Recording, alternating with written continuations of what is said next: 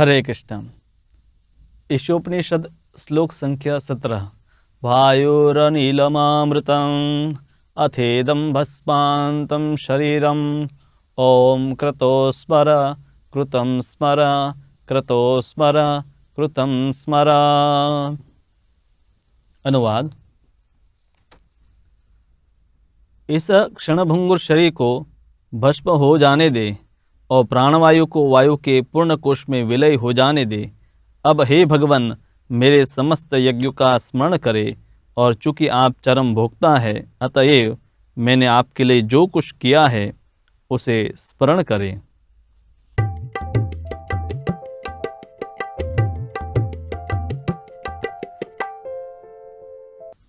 ईशोपनिषद का ये श्लोक जो है वो विशेष रूप से शरीर और आत्मा इन दोनों पहलुओं पर विशेष प्रकाश डालता है।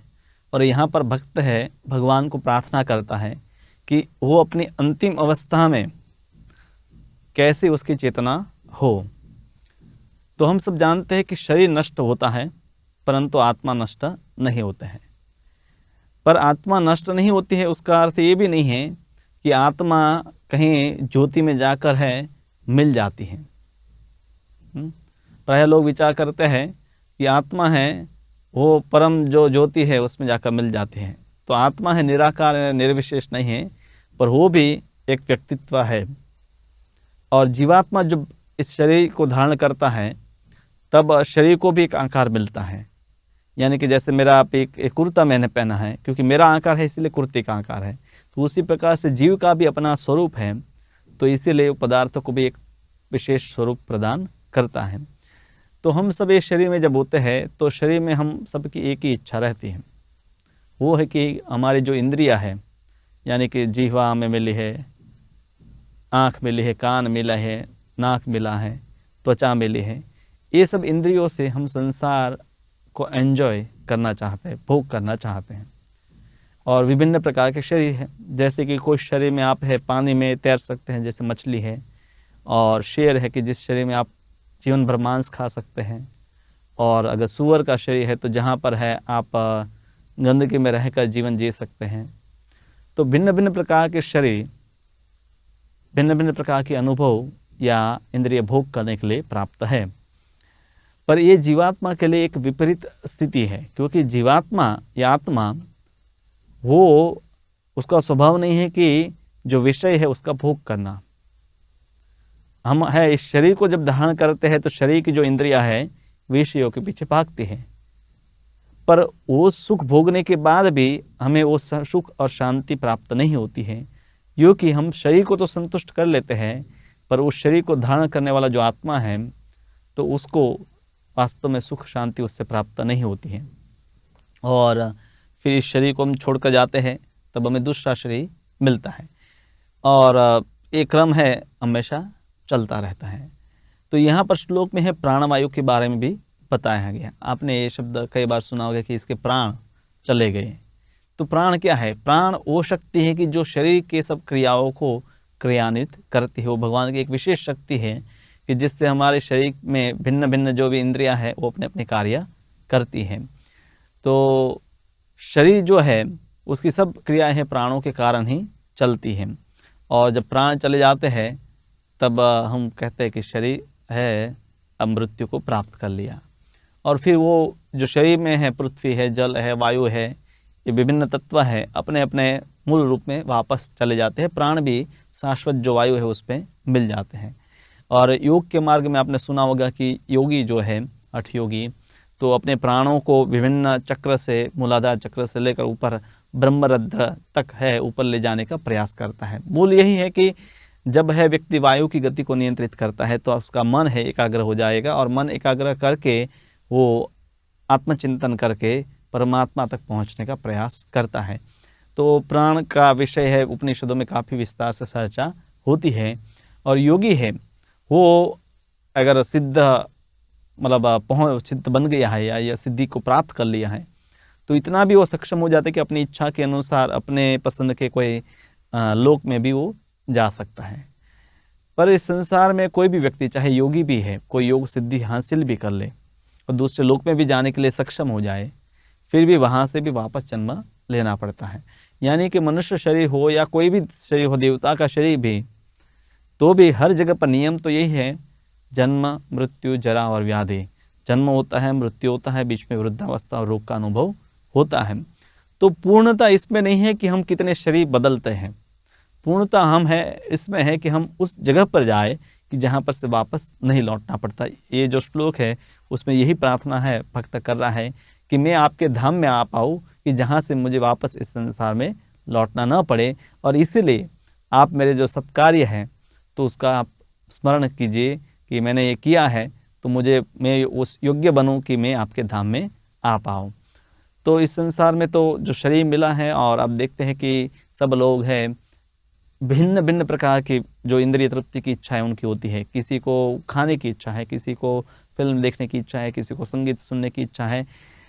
तो ये मनुष्य शरीर में पांचों इंद्रियों से हम 5 प्रकार का सुख भोगने का प्रयास करते हैं। पर कई प्रकार के सुख, जैसे हम आकाश में उड़ नहीं सकते हैं, हालांकि एरोप्लेन में बैठ सकते हैं पर खुले आकाश में नहीं उड़ सकते हैं। और आपकी इच्छा है, किसी की भी इच्छा है, तो उसको पक्षी का शरीर मिलेगा। और उसी प्रकार से पानी में ही आप रहना चाहते हैं तो आपको मछली का शरीर मिलेगा। तो भिन्न भिन्न प्रकार के शरीर जो है प्रकृति ने जो बनाए हैं वो भिन्न भिन्न प्रकार का सुख का अनुभव करने के लिए है। पर कोई भी शरीर में व्यक्ति कितने भी सुख के लिए प्रयास करे, अंत में उसको दुख ही मिलते हैं, वो सुख ही उसके दुख का कारण बन जाता है। तो शरीर में विविधता है, मतलब 84 लाख योनि हम कहते हैं, तो बहुत सारी विविधता है। पर आध्यात्मिक रूप से अगर देखा जाए तो हम सब सनातन आत्मा है, भगवान के अंश हैं। और मनुष्य शरीर में ही ये हमारी चेतना होती है कि हम अपने आप को जान सकते हैं। हम ये प्रवचन में कर रहा हूँ, आप लोग सुन रहे हैं, तो मनुष्य कर सकता है, कोई बाकी सब लोग कोई नहीं कर सकता है। और जो मनुष्य में भी अनेक जन्मों के बाद कोई भाग्यशाली है, पुण्यशाली है, और वो साधना करता है, तो अनेक जन्मों के बाद वो भगवान को भी समझ पाता है कि वासुदेव सर्वमिति स महात्मा सुदुर्लभ, कि भगवान कृष्ण ही सब कुछ है। उस जानने की स्थिति पर भी आ सकता है, पर इस स्थिति में आने में अनेक जन्म लग जाते हैं। तो कोई व्यक्ति है अपने आप को जान ले, वो भी पर्याप्त नहीं है। जब तक कि वो भगवान को नहीं जानता है तब तक अपने आप को जानना भी अधूरा ज्ञान है। क्योंकि आप किसी का नाम अगर बोल दें कि रमेश भाई, तो आपको पता नहीं चलेगा रमेश कौन है। फिर जब आप कहेंगे कि रमेश, उनका एड्रेस ये है, वो किसके पति है, किसके पुत्र है, और उनके पुत्र कौन है, तो इस प्रकार से जब उनके साथ जो संबंध है अलग अलग लोगों का, वो जब जानते हैं तो उनको तुरंत हम जान लेते हैं। तो उसी प्रकार से भगवान का भी या जीव का भगवान के साथ संबंध है। तो जब तक हम अपने आप को भगवान के साथ संबंध में नहीं जानते हैं तब तक हमारा अपने आप को जानना भी अधूरा है।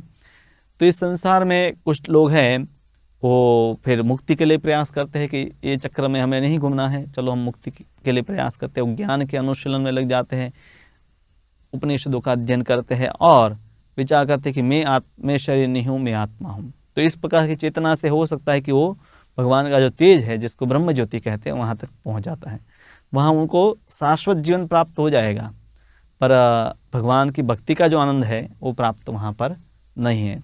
तो भगवान की भक्ति या उनके प्रति सेवा भाव का विकास करना और उनको समर्पण करना, यही पूर्णता है। पूर्णता इसमें नहीं है कि मैं कुछ योग कर लूँ, कुछ सिद्धि हासिल कर लूँ, क्योंकि ये संसार में जो भी हम करते हैं वो तो नाश हो तो जाता है। पर आध्यात्मिक क्रियाओं में भी सर्वोच्च अवस्था यही है, पूर्णता यही है कि जब व्यक्ति भगवान के प्रति सेवा का भाव और समर्पण का भाव विकसित कर ले।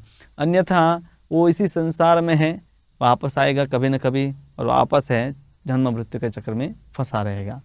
तो यहाँ पर प्रार्थना है कि भगवान के धाम में प्रवेश करने के लिए आपको कहीं भी जाना है तो पहले रिक्वेस्ट भेजनी पड़ती है, फिर हमें उसके लिए योग्य बनना पड़ता है, तब हम जाकर कोई एक जगह पर जा सकते हैं। तो यहाँ पर जो वर्णन है कि जहाँ पर भक्त कहता है कि मेरे कार्य का लाभ, मैंने जो भी आपकी सेवाएं की है, यज्ञ किए हैं, उसका आप स्मरण करें। तो भगवान हमारे कार्यों का स्मरण करेंगे तो भगवान वो शक्ति हमें प्रदान करेंगे कि अंत में हमें भी वो सब वस्तु का स्मरण हो। भगवान गीता में कहते हैं कि मतस्फुति ज्ञानम अपोहनम च, मेरे से स्मरण विस्मरण और ज्ञान होता है। तो भगवान जब हमारे अच्छे कर्मों का स्मरण करेंगे तो हमें भी स्मरण दिलवाएंगे और जब हम स्मरण करेंगे तो क्या होगा, जैसे गीता में बताया है, यम यम वापि स्मरण भावम त्यजत्यन्ते कलेवरम तम तमे वैति कौन्तेय सदा तद भाव भाविता। यानी कि अंत में जो वस्तु का हम स्मरण करते हैं उसी वस्तु को हम प्राप्त करते हैं। तो भक्त है वो भगवान को प्रार्थना करता है कि मैंने जो आपकी सेवाएं की इसका स्मरण कीजिए और मुझे आप है योग्य बनाए कि मैं अंत में आपका स्मरण कर पाऊँ और आपके धाम में आ पाऊँ। तो भगवान है ये स्वयं उत्तरदायित्व लेते हैं। उनका भक्त मान लीजिए कि अंत में भगवान को याद न कर पाए, पर भगवान है वो निश्चित करेंगे कि वो अंत में भगवान को याद कर पाए। भक्ति में लगा हुआ व्यक्ति अगर कुछ उसकी कमजोरी के कारण कभी है पाप कर्म में भी लग गया, पर भगवान है वापस उसको भक्ति के मार्ग पर ले आते हैं। जैसे गीता में भगवान कहते हैं अपि चेत सुदराचारो भजन्ते माम अनन्य भाग, कि जो अनन्य भाग यानी कि अनन्य भक्ति में लगा हुआ है, कभी दुराचार कर भी दे तो भी है क्षिप्रम भवति धर्मात्मा, तो जल्दी से वो धर्मात्मा बन जाएगा। और शाश्वत शांति गच्छति, तो वो तुरंत है शाश्वत शांति को प्राप्त करेगा। यानी कि जो भक्ति में लगा हुआ है उसका कभी नाश नहीं होता है। तो इसलिए भगवान यही कहते हैं कि तुम मेरी भक्ति में लग जाओ। ये सीक्रेट है, भगवद गीता का भी सीक्रेट यही है कि मन मना भव मद भक्तो मध्याजी नाम माम नमस्कार करो। अब जो लोग हैं भक्त नहीं है वो इस सीक्रेट को जान नहीं पाते, हालांकि वो उसको पढ़ते हैं सुनते भी हैं, पर वो उसको ग्रहण नहीं कर पाते हैं क्योंकि भगवान के साथ कोई संबंध नहीं बना है। भगवान के साथ जिसने संबंध जोड़ा है वही भगवान की बातों को सहर्ष स्वीकार कर लेता है। अन्यथा जो ज्ञानी है या योगी है वो तो अपने बल पर ही कुछ करना चाहते हैं, तो इसीलिए वो भगवान की जो कृपा है, निष्कारण कृपा है, उससे वंचित रहते हैं। बल्कि कृपा उपलब्ध है पर वो ले नहीं पाते हैं क्योंकि उनके लेने की कोई वृत्ति नहीं होती है। अब इस संसार में जो जीव है उनके बारे में श्रील भक्तिविनोद ठाकुर गौड़ी आचार्य हुए, उन्होंने कहा कि बद्ध जीव है उनके पास दो प्रकार के कार्य होते हैं। एक तो हमें ये शरीर मिला है, तो शरीर के संबंधित हमारे कार्य होते हैं, जैसे कुछ सामाजिक कार्य होते हैं, कुछ मानसिक विकास, स्वच्छता, भोजन, जीवन के लिए संघर्ष, शरीर के संबंधित अनेक कार्य होते हैं और प्रायः सभी मनुष्य यही कार्य में लगे रहते हैं। पर दूसरा जो कार्य है हर मनुष्य को जो करना चाहे वो है आत्म साक्षात्कार। अब ये बहुत कम लोग कर रहे हैं। आत्म साक्षात्कार सुना होगा आपने, पर कैसे किया जाए और उसके लिए क्या करना चाहे, आत्मा क्या है, साक्षात्कार क्या है, कुछ भी पता नहीं होता है। तो भगवान का एक भक्त जानता है कि मुझे शरीर के कार्य करने हैं, पर प्रमुख कार्य क्या है, वो है भगवान की सेवा, आत्म साक्षात्कार। तो वो कार्य को प्राधान्य देता है और शरीर के जो कार्य है उसको भी करता रहता है, क्योंकि शरीर है तो शरीर को चलाने के लिए आपको धन की आवश्यकता होगी, जिससे आप कुछ भोजन प्राप्त कर सके, या भोजन स्वयं है खेती करके उसमें पकाना पड़ेगा अन्न। तो ये क्रियाएं चलती रहते हैं और भक्त है इन क्रियाओं को गौण रूप से करता है। मुख्य उसकी जो क्रिया है कि मुझे ये शरीर मिला है, इस बार मौका मिला है, अगली बार मौका मिले या ना मिले, तो इस बार जब मौका मिला है तो उसका पूरा में उपयोग कर लो। ये मत विचार कीजिए कि हिंदू धर्म में तो चलो पुनर्जन्म का विचार है, तो इस जन्म में थोड़ा करेंगे, अगले जीवन में थोड़ा करेंगे और थोड़ा करते रहेंगे, पर रिस्क बहुत ज़्यादा है। दूसरी बात, मनुष्य जीवन मिले उसकी भी संभावना है कि नहीं, वो हमें पहले विचार करना होगा। तो एक भक्त है वो कभी कभी है भक्ति करते करते संसारिक व्यक्ति जैसा लग सकता है, या सांसारिक कुछ उनकी प्रदर्शन हो सकते हैं, मतलब संसार के जैसा ही वो व्यक्ति लग सकता है। उसमें कुछ अपूर्णताएं भी होती है, कुछ कमियां भी होती है, पर जो भी भगवान की भक्ति में लगा हुआ है आज नहीं तो कल वो पूर्ण रूप से शुद्ध हो जाएगा और भगवान को प्राप्त करने के लिए योग्य बन जाएगा। तो भक्तिविनोद ठाकुर यही कहते हैं कि हमें आत्म साक्षात्कार करने के लिए, यानी कि शरीर के कार्य जो है वो छोड़ने की जरूरत नहीं। आत्म साक्षात्कार अर्थ ये नहीं है कि व्यक्ति को आत्मा के लिए कार्य करना, शरीर के लिए बिल्कुल कोई कार्य ना करें। शरीर जो है माध्यम है, तो शरीर के लिए हम कार्य करते हैं, पर हमारा लक्ष्य है वो आत्म साक्षात्कार है। तो वो सुबह शाम जो भी आपको समय मिलता है तो उसमें कुछ निश्चित समय निकाल करके भगवद गीता पढ़नी है, हरे कृष्ण मंत्र जप करना है। ये सब क्रियाओं को करने से धीरे धीरे आप समझ पाएंगे, और जो सरल आत्म साक्षात्कार की पद्धति है भक्ति योग, उसके द्वारा आप हैं आत्म साक्षात्कार कर पाएंगे। एक तो जटिल प्रक्रिया है कि आप हैं अनेक उपनिषदों का अध्ययन करो, वेदों का अध्ययन करो और चिंतन करके समझो कि आप शरीर नहीं आत्मा है। और दूसरा है योग का मार्ग, वो भी काफ़ी कठिन है। यम नियम आसन प्राणायाम प्रत्याहार अनेक सालों तक अध्ययन करो, मतलब प्रयास करो, प्रैक्टिस प्रशिक्षण उसका लो, अभ्यास करते रहो, और तब जाकर कुछ जन्मों के बाद भी हो सकता है आपको आत्म साक्षात्कार हो।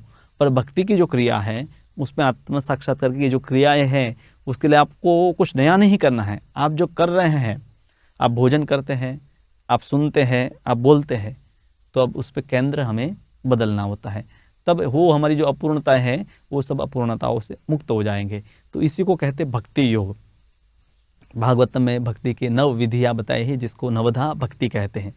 तो निर्विशेषवादी जो है यानी कि ज्ञानी टाइप जो है या योगी है, उनको बहुत मेहनत करनी पड़ती है आत्म साक्षात्कार के लिए। पर आप भक्ति के माध्यम से बहुत ही सरलता से, आप गृहस्थ है, आप विद्यार्थी है, आप गृहिणी है, आप बालक है, कोई वृद्ध है, कोई भी व्यक्ति बहुत सरलता से आत्म साक्षात्कार कर सकता है। तो ये 9 विधि कौन सी है? श्रवणम, कीर्तनम, स्मरणम, विष्णु स्मरणम, अर्चनम, वंदनम, दास्यम, सख्यम, आत्मनिवेदनम। तो ये 9 प्रकार की विधि में बताया है कि श्रवण करके परीक्षित महाराज ने 7 दिन लगातार भगवान की कथा का श्रवण किया और वो भगवान के धाम में गए। सुखदेव गोस्वामी ने 7 दिन तक श्रीमद् भागवत की कथा सुनाई और वो भगवान को प्राप्त किए। प्रहलाद महाराज के पिताजी उनको कीर्तन नहीं करने देते थे तो वो भगवान का स्मरण करते थे। पृथु महाराज भगवान का विशाल मंदिर बनाकर भगवान की मूर्ति की सेवा की। अक्रूर जी जब वृंदावन आए तो भगवान के चरणों की छाप जमीन पर देखकर बारंबार वंदन किया। लक्ष्मी जी भगवान के पाद सेवन करती हैं, हनुमान जी भगवान की सेवा करते हैं दास्य भाव से, अर्जुन भगवान का मित्र बनकर उनके साथ व्यवहार करता है, और बलि महाराज अपना सब कुछ भगवान को न्यौछावर कर दिया। तो इस प्रकार से ये भक्ति के कई उदाहरण हमारे पास है नवधा भक्ति के, कि जिसमें भक्त है एक एक विधि का पालन करके भी परिपूर्ण हुआ है। आप उसमें से 1, 2 या 3 कोई भी अंग है, पर विशेष रूप से शुरुआत के जो 2 अंग है हमारे लिए बहुत महत्वपूर्ण है, श्रवण और कीर्तन, क्योंकि यहाँ से ही शुरुआत होती है। तो श्रवण और कीर्तन यानी कि भगवद गीता और भागवत को सुनना, जो शास्त्र में मंत्र है उसको सुनना, उसका गान करना। शास्त्रों में काफ़ी मंत्र हैं, आप ऋग्वेद पढ़े, यजुर्वेद पढ़े, सामवेद, अथर्ववेद, तो कई मंत्र उसमें बताया गए हैं। पर उसी वैदिक मंत्रों का जो सार रूप में वेदांत सूत्र दिया गया, वेदों के अंत मतलब उसका सार रूप में, और उसी वेदांत सूत्र का जो स्वाभाविक जो एक्सप्लेनेशन या भाष्य है वो श्रीमद् भागवत पुराण है। भागवत पुराण में वेदों के मंत्रों के ही तात्पर्य बताए गए हैं। और परीक्षित महाराज है प्रश्न किए, आज का जो श्लोक है उसी प्रकार का प्रश्न किए कि मृत्यु के समय पर व्यक्ति का क्या कर्तव्य होना चाहिए। तब सुखदेव गोस्वामी उनको जवाब देते हैं कि तस्मात् भारत सर्वात्मा भगवान ईश्वरो हरिः श्रोतव्यः कीर्तितव्यश्च स्मर्तव्यश्चेत् सदा भयम्। तब वो उत्तर देते हैं कि जो भी व्यक्ति है मृत्यु के समय पर आ गया है तो उसको सुनना चाहे, कीर्तन करना चाहे, स्मरण करना चाहे, किसका? भगवान का, हरि का। तो वैदिक मंत्रों का भी अंततः सार यही है कि हम भगवान की भक्ति में लगे, उनका श्रवण करें, उनका कीर्तन करें।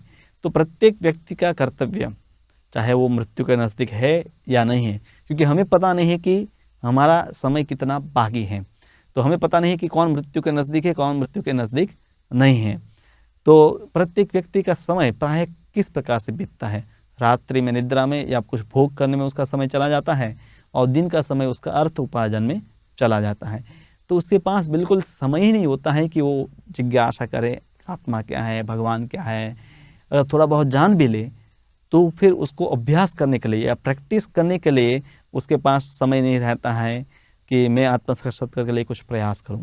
पर भक्ति योग इतनी सरल पद्धति है कि उसमें व्यक्ति है रहते हुए, अपने भौतिक कार्य करते हुए, सामाजिक और समाज के जो भी कर्तव्य उसके है, पारिवारिक कर्तव्य है, व्यावसायिक कर्तव्य है, उसको करते करते भी साथ में समय निकाल कर है भक्ति कर सकता है। क्योंकि श्रवण और कीर्तन हर जगह पर संभव है, हर व्यक्ति के द्वारा संभव है।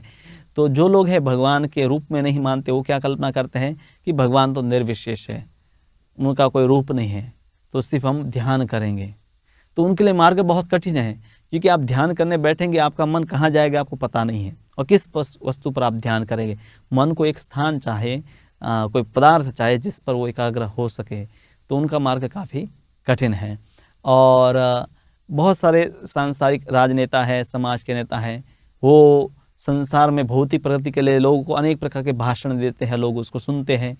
तो ये लोग भी हैं आत्म साक्षात्कार के बारे में नहीं जानते हैं, और वो मनुष्य जीवन का जो कर्तव्य है वो नहीं बताकर दूसरे सांसारिक कर्तव्यों में लोगों को व्यस्त रखते हैं। पर एक भक्त है, वो जानता है कि भगवान, हमारा मनुष्य जीवन का जो कर्तव्य है वो है भगवान का नाम का श्रवण और कीर्तन करना। तो इसी को भक्ति योग कहते हैं, और भक्ति योग के द्वारा कोई भी व्यक्ति बहुत ही सरलता से ही भगवान को प्राप्त कर सकता है। तो भक्ति योग में यही है, शुरुआत होती है श्रवण और बाद में है कीर्तन से। हरे कृष्ण कृष्ण कृष्ण हरे हरे, हरे राम राम राम हरे हरे। तो ये महामंत्र है, उसी का आप कीर्तन करते हैं, माला पर जप करें या आप करताल मृदंग लेकर उसका गान करें, तो साथ में श्रवण के साथ कीर्तन भी होगा। हाँ, कीर्तन के साथ स्मरण भी, श्रवण भी होगा, दोनों साथ साथ में चलता है। और बारंबार आपका अभ्यास हो जाएगा तो धीरे धीरे स्मरण भी होगा। तो यहाँ पर जो श्लोक है उसमें भक्त है तैयारी कर रहा है, भगवान को प्रार्थना कर रहा है, और हमारे में से हर एक व्यक्ति को भी ये तैयारी करनी चाहिए कि हमें ये शरीर छोड़ना है।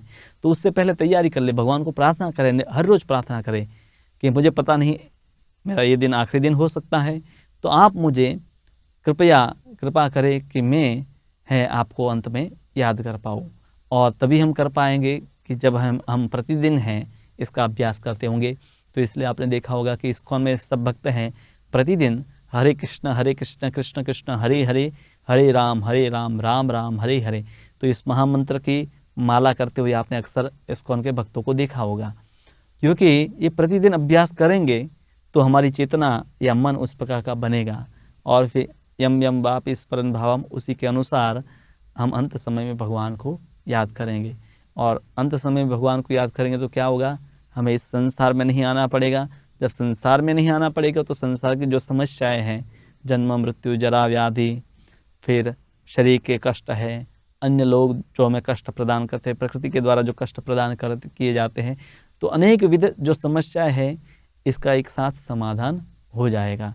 अन्यथा क्या, आप समाधान करो फिर भी वापस जन्म होगा तो वापस समस्या वहीं की वहीं खड़ी होगी। तो बुद्धिमान व्यक्ति हैं इस प्रकार से भक्ति योग का आश्रय लेकर आत्म साक्षात्कार की सरल विधि अपनाएगा। तो ये बहुत सरल, सुखद और मतलब सर्वोच्च विधि है, यानी कि उत्कृष्ट विधि है कि जिसके द्वारा आप आत्म साक्षात्कार कर सकते हैं। इसी महामंत्र के द्वारा ही, और कुछ आपको करने की आवश्यकता नहीं रहेगी। तो ईशोपनिषद ने श्लोक में यही बताया है कि व्यक्ति है भगवान का स्मरण करे, कीर्तन करे और उनका श्रवण करे। हरे कृष्ण।